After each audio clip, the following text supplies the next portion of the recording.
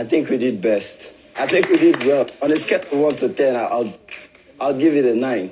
Like, my team has done an amazing job because we highlighted so much on inclusion, and I think that's what my opponent team is lacking, so I will give us a 10. The winning team is Team Meat-Based Diets. I think it's just safe to say that the rejected stone has become the chief cornerstone.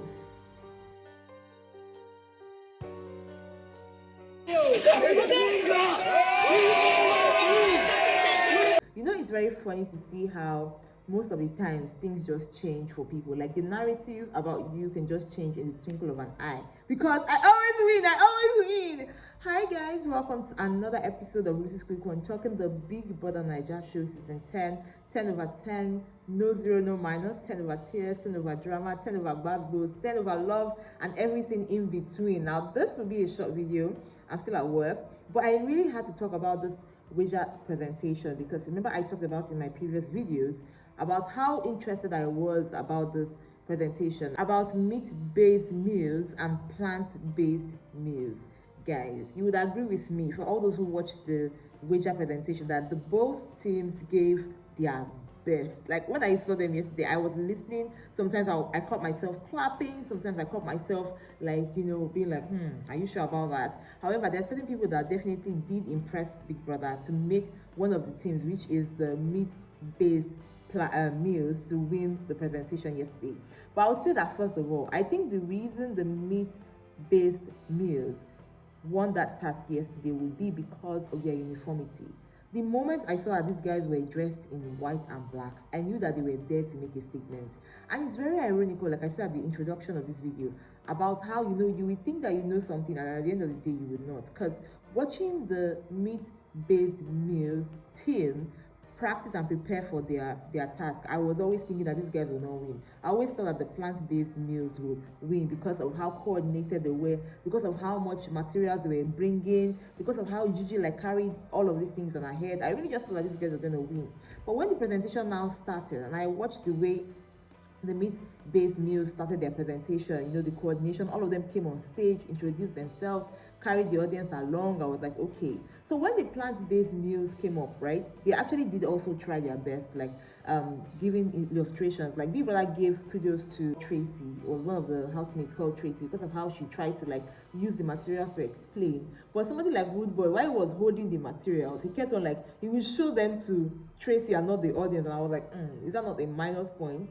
But at the end of the day, right, like I said before, they did give their best. But at the end of the day, the best man did win.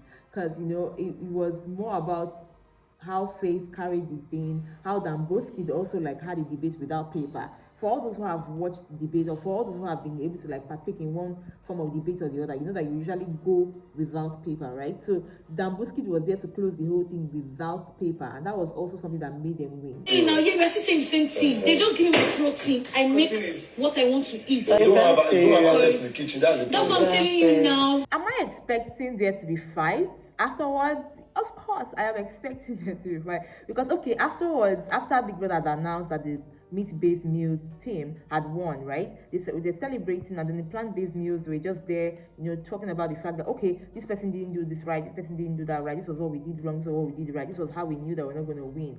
Of course, they were evaluating one or two things when it comes to their game, when it comes to their presentation, which is normal. But somebody like Isabella is already saying, see, I cook alone, no, I don't want problems, so all these kind of things, and we all know that definitely there'll be problems. But when I was listening to Gigi Jasmine, who I felt for, because I know that she really put in a lot into her work for them to win, I heard her saying things like, why does the bad man always have to win? Why does the bad guy always have to win? She was referring to victory. And at that point, I wanted to tell her and say, Gigi Jasmine, I don't think it's about the fact that probably you had something to do with this guy and then he's winning. Because she said if she had won, at least he would make a statement that, okay, he might be head of house, but she can win in one thing or the other. I understand probably her goal to try to, you know, change the narrative or something, but I don't think that that's the point, girl. So yeah, you lost, just move on from it. But guys, you know that before the presentation, somebody like Doris stole the summary paper of Faith, and it's so funny to see how they still won. Faith still won. Faith still had a very good performance.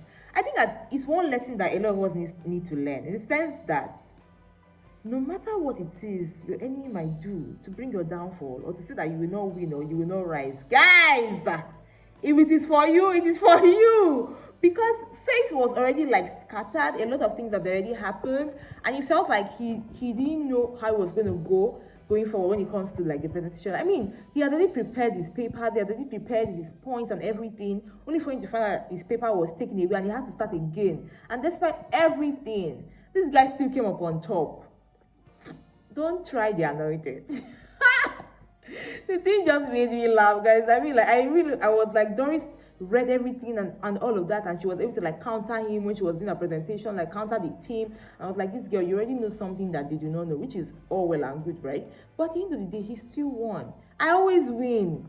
He always just does win. I mean, I could see that Faith is still angry with Emisi because he thinks that Emisi like stole his paper, which I'm not sure if she did, and if she did pass it to Doris. I don't know about that. But it's very funny to see that he was fighting Emisi and he was hugging Doris, who actually took his paper, right? But the point I'm trying to make is, what I learned from all of that is that even if people try to like bring you down, if you are not meant to be down, you're not going to be down. Like you can't take away the brain from the person that has the head. You can't, no matter how you try to like copy somebody or try to like bring somebody down, if the person is meant to be up, the person will definitely be up. I mean, it's a new day, it's a brand new day, and the housemates are going to be getting their food and, you know, living their life. And of course, it's a Saturday party, and a lot of things will be happening because a lot of ships are being formed, a lot of things are happening. Sultana and Coiny, I really do not understand how they started kissing, and we have the likes of Dede and still Coiny. What's going on there? Like, it's just a lot. I guess the party would reveal a lot of things.